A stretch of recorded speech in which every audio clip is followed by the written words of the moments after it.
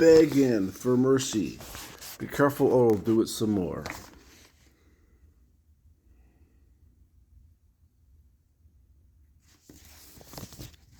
You tell me if this is not the most pathetic human beings you'll ever met in your life, right next to that Holy Bible.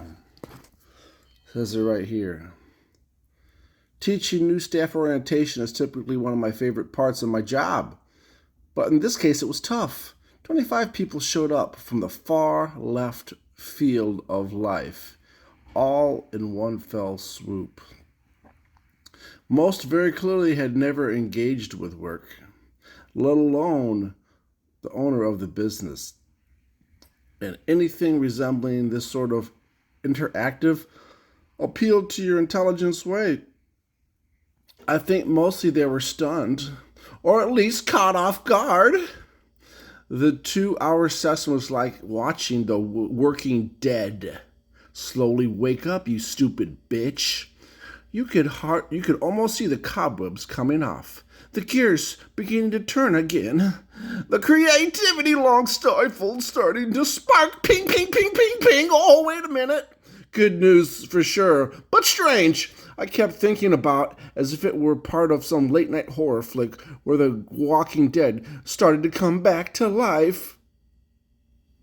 Gradually, I could see new staff members come out of their corporate comas. Your corporate comas! As if they'd been trained in their other jobs to stay safely in their shells.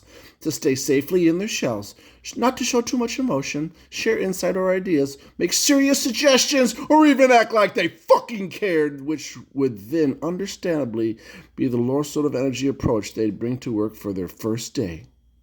For them, that was what a job was anyway.